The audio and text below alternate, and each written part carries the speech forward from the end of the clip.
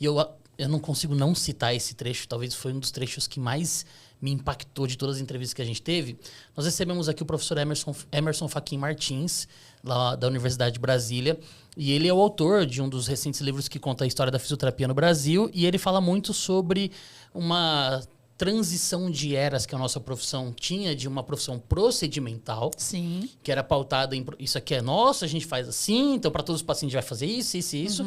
E aí uma era científica, uma era que pós-SUS ali, a fisioterapia se tornou um direito do paciente, ali em 88. Em 96, os cursos de pós-graduação específicos da fisioterapia. Agora a fisioterapia é uma ciência com produção, enfim. Mas a gente ainda está preso no procedimento. Então, tem muitos profissionais que eles têm ali um rol de opções. Eu faço isso, isso, isso, isso, isso. Não avalio se deu certo ou se não deu certo, porque eu estou oferecendo aquilo que sempre me foi ensinado que era o correto. Não se tem uma curiosidade pela discussão, não se tem uma curiosidade pelo afunilamento da observação. Então, eu faço 300 procedimentos, deu certo? Qual dos 300 que foi o adequado? Não sei. É isso. E a gente está com uma bola de ferro gigantesca presa no nosso tornozelo e não avança, não evolui. E olha só fala que linda. E na hora que você dá o tempo... São poucos anos. Pouquíssimos. Pouquíssimo. Então, o que eu acho que ajuda essa bola a continuar pesada no pé para a gente não avançar tanto assim? Porque a resistência também de quem ensina. Porque por muitos anos também se ensinaram assim. Olha, eu vou falar de minha paixão, que é a prática baseada em evidência, que é a nossa missão desde que a gente chegou na Austrália. E depois eu falo por que essa paixão, assim... Até hoje, no Brasil, eu achava que era só físico. Porque quando a gente voltou para o Brasil, eu e o Léo, por muito tempo, a gente decidiu ser o mensageiro da fisioterapia baseada em evidência. Enquanto ninguém falava isso, a gente vai falar. Tem coisas na nossa vida que a gente não esquece. Assim, eu lembro que logo no nosso primeiro congresso brasileiro de fisioterapia, depois que a gente voltou do doutorado, a gente trouxe a Anne Mosley, que é uma das mães da Pedro. Ela que liderava mesmo a base de dados por muito tempo. E eu lembro, num auditório bem cheio, a gente pediu para levantar a mão assim, quem conhece a Pedro? Ele levantou umas 3, 4, 5 pessoas no máximo. Hoje, a gente se faz a mesma pergunta, acho que todo mundo levanta a mão. Todo mundo já escutou o que é a Pedro. Agora, saber utilizar é outro 500. Então, assim, mas já sabe. Sim, olha a sim. diferença. Eu acho assim, tudo bem, se passaram 15 anos disso, né? Isso foi lá em 2010, 14 anos, mas já é uma evolução. As pessoas já têm uma noção que existe algo de evidência, que tem ciência, porque eu lembro que a maior resistência que a gente tinha quando a gente começou a ensinar em 2007, a frase era sempre a mesma. Quem é você para ensinar prática baseada em evidência se a gente é uma profissão jovem? Nós não temos ciência. Nós não temos artigo suficiente ainda para embasar a nossa profissão em ciência.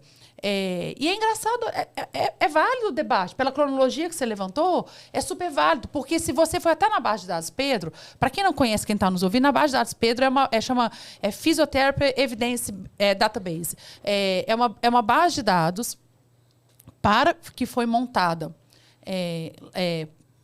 por 5 pesquisadores lá da Austrália, que foram os nossos orientadores, quando eram jovenzinhos, com uns 20 e poucos anos, incomodados, que a profissão naquela época, a Pedro hoje tem 25 anos, 30 anos, 25 anos, eu acho que a Pedro tem. Há 25 anos atrás, eles estavam incomodados que a fisioterapia não estava usando ciência para suas tomadas de decisões. E eles decidiram, e eles perceberam o problema que a gente percebe hoje, que o grande problema disso é que os fisioterapeutas não entendiam a ciência. Então, o que eles decidiram fazer para ajudar a profissão naquela época? Os 5 fisioterapeutas criaram um site chamado Pedro, que é a base de dados Pedro, que eles iam colocar só estudos que... Falar assim, tá, a gente quer falar de intervenção de fisioterapia, né? A gente quer falar qual a intervenção que nós deveríamos ajudar os fisioterapeutas a escolher na sua tomada de decisão, aquelas que têm boa ciência. Então, o primeiro desafio é identificar tipo de estudo. Então, eles decidiram assim, na base de dados, nós só vamos incluir estudos que são voltados para responder perguntas de intervenção. Então, dentro da base de dados, Pedro, só tem estudos controlados e aleatorizados, revisões sistemáticas de estudos controlados e aleatorizados, ou seja, estudos de intervenção, e diretriz de prática clínica. São os únicos tipos de estudos que tem lá dentro, porque eles só querem falar de intervenção para fisioterapeutas. Outro critério que eles colocaram aqui, vão colocar todos os estudos clínicos que um dos grupos aborda uma intervenção possível de ser feita por um fisioterapeuta. Então, pode ter estudos cirúrgicos lá dentro, mas se um grupo foi exercício, ou foi eletroterapia, ou qualquer prática que o fisioterapeuta pode fazer em qualquer lugar do mundo, entra na base de dados Pedro. E a coisa mais legal que eles fizeram é, eles sabiam do problema. Não adianta, porque existe muitos estudos controlados e autorizados, só que a maioria é de péssima qualidade. A maioria. E a gente não deveria ler estudos ruins. A gente deveria ler só estudos bons. Então, o que eles fizeram? O score. Um score. Então, eles desenvolveram uma escala que é baseada na escala semelhante da Cochrane. E eles todos os estudos ali incluídos, são avaliados por 2 pesquisadores experientes sobre a sua qualidade. Então, se você não sabe nada de qualidade metodológica, basta olhar a nota do Pedro, que você já sabe, isso aqui é ruim, não vou ler. Isso aqui tem uma nota boa, vale a pena pelo menos ler, eu vou ver se eu uso essa informação ou não. Aí, se você olha, eles têm gráficos.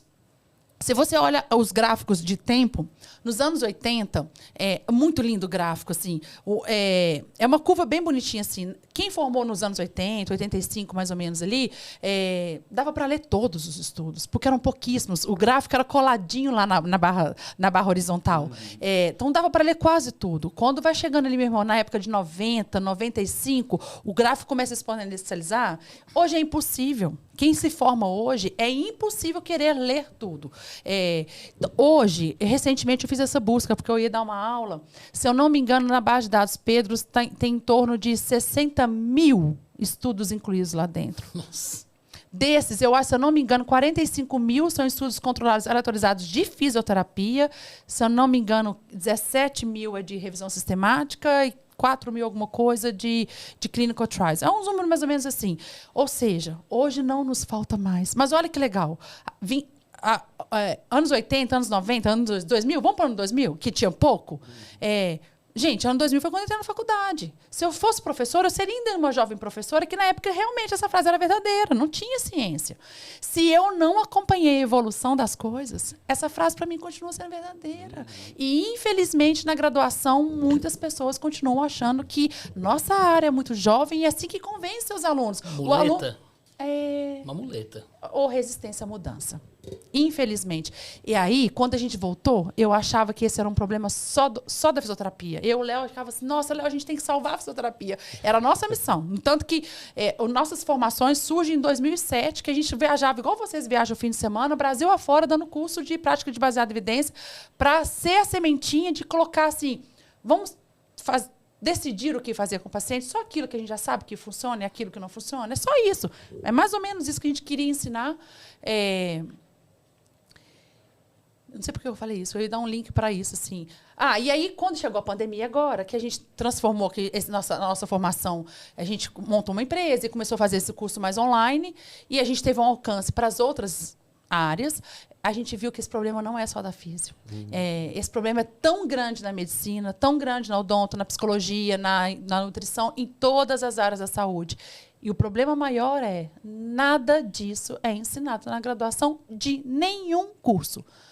Desde medicina e todas as outras áreas afins, eu acho que menos de 5% de todos os cursos de graduação da área da saúde do Brasil tenha uma grade ou uma disciplina voltada para falar de ciência. Não existe. Ou seja, ainda é aquilo que eu aprendi, eu te ensino assim, ou é o jeito que eu faço. Então, não há critério. Ou eu ensino o que eu observei, ou eu ensino do jeito que foi me ensinado, ou eu sou um professor baseado em evidência, eu ensino baseado em evidência. Mas não há curadoria disso, dos professores. Quem já foi professor de graduação, isso nenhum coordenador te cobrou. De onde você tira as informações que você vai dar aula, alguém já foi cobrado disso. Nunca. Então, continua a mesma coisa, perpetuando por aí. Achei legal que você contou um pouquinho da história da Pedro, porque eu sempre admirei os australianos, porque eu acompanho as pesquisas na área de hospital, UTI, e eles têm uma linha de raciocínio bem interessante. Eles começam fazendo assim, como nós fazemos isso na Austrália? Então, eles fazem questionários, mandam para os lugares e perguntam como nós fazemos para resolver isso nos nossos hospitais, um determinado problema. Aí eles fazem esse levantamento e publicam. Aí daqui a pouco falam, então a gente está usando essas coisas aqui. Aí eles fazem revisões sistemáticas sobre essas intervenções que o pessoal está usando e descobre o quão bom ou não são essas intervenções, o quanto funciona. E depois eles vão para os ensaios randomizados controlados. Do que não tinha. Ou para tentar responder melhor o que eles acharam ali nas revisões. Então, é um método bem interessante de pensar a ciência como um todo, assim, de buscar o problema lá na prática, ver como que a gente está fazendo, será que estamos fazendo o que funciona mesmo para o nosso paciente? E vamos botar isso aqui à prova, porque a gente ainda não tem resposta. Eu acho bem legal. E sabe por que é isso. um pouco mais fácil implementar lá? É a minha visão? Porque eu lembro, quando a gente estava fazendo doutorado, o Léo teve a oportunidade de... Eu fui como ouvinte nas disciplinas e o Léo teve a oportunidade de lecionar como professor adjunto em 2 disciplinas lá, com os professores de lá. Como que funciona? Pelo menos a de físio. As disciplinas teóricas eram auditório também, não tem problema. Era um professor, um auditório, com um monte de gente. Então, eram módulos, por exemplo, vamos pensar na disciplina de ortopedia. Então, era um módulo cotovelo, joelho, lá. E todo início de disciplina, isso a gente participava com os professores, que eles nos convidavam para participar. Tinham reuniões, eles eram obrigados a atualizar aquele material a cada 6 meses pelas novas evidências disponíveis, era obrigatório. Nossa. Todo mundo, eram 2, 3 semanas atualizando aquele material. Eles davam as aulas em auditório. Então, a primeira disciplina era prática baseada em evidência. É isso que a gente vai ensinar. Nós vamos falar o que há, o que não há evidência. Então, a aula cotovelo, que tem evidência, que não tem, e ali ia, e depois se quebrava em grupos para as aulas práticas, aí era hands-on. Aí ali você fazia a prática mesmo do dia a dia do fisioterapeuta, de criar mão, né, contato, conversar com o paciente. Mas aí já era ensinado só aquilo que tinha evidência. E ele já ensinava no primeiro período o aluno a questionar. O aluno a buscar, e a cada 6 meses era obrigatório toda a atualização da disciplina. Legal isso.